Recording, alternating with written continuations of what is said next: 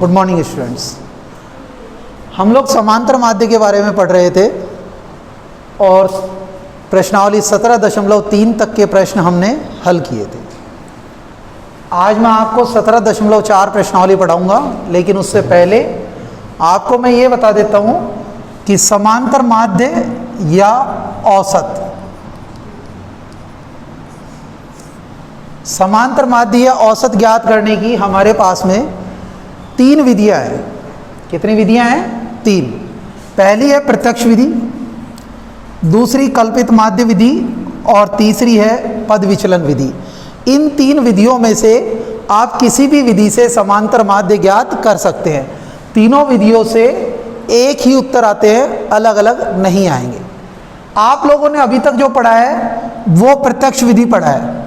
हमने अभी तक जितने भी प्रश्न किए हैं उन सभी प्रश्नों को हमने प्रत्यक्ष विधि द्वारा समांतर माध्य ज्ञात किया है। अब इसके बाद हम कल्पित माध्य विधि और पद विचलन विधि, इन 2 विधियों के बारे में आगे पढ़ेंगे। अब मैं आज आप लोगों को कल्पित माध्य और पद विचलन दोनों विधियों से एक एक प्रश्न हल कर आपको अभी दिखाता हूं। आगे देखिए, पहला प्रश्न, तो ये है आपका प्रश्न। कल्पित माध्य विधि द्वारा निम्न बंटन का माध्य ज्ञात कीजिए। आपको इस बंटन का समांतर माध्य ज्ञात करना है। किस विधि द्वारा?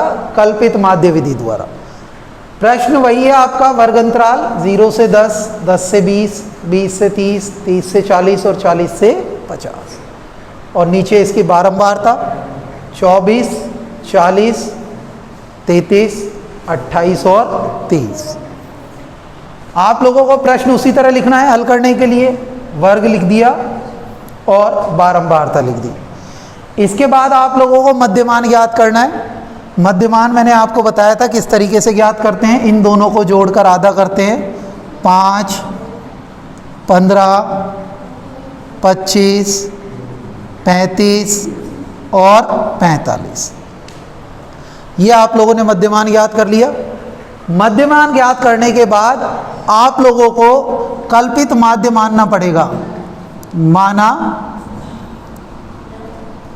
कल्पित माध्य, और कल्पित माध्य को हम ए से इंडिकेट करते हैं, ए से लिखते हैं। ये कल्पित माध्य आपको मध्यमान x में से दी हुई संख्याओं में से किसी एक संख्या को मानना पड़ेगा। आपके पास में 5, 15, 25, 35 और 45 5 संख्याएं हैं। इन 5 संख्याओं में से आपको कल्पित माध्य मानना पड़ेगा a। किस में से मानना है? x में से। ठीक है, तो इनमें से 5 में से कोई सी भी संख्या आप मान सकते हो। तो मैंने सबसे पहली संख्या 5, इसको मैंने कल्पित माध्य मान लिया। अब आपको कल्पित माध्य मानने के बाद में d निकालना पड़ेगा, और d होता है x माइनस a।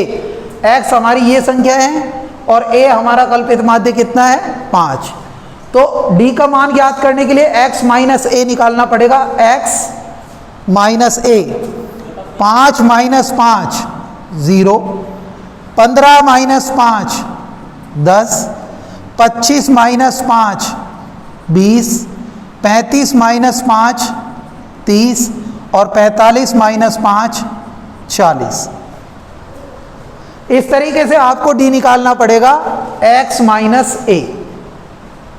इसके बाद आप लोगों को fd यानी कि f गुणा d, तो ये है f और ये है d, इन दोनों को गुणा करना है।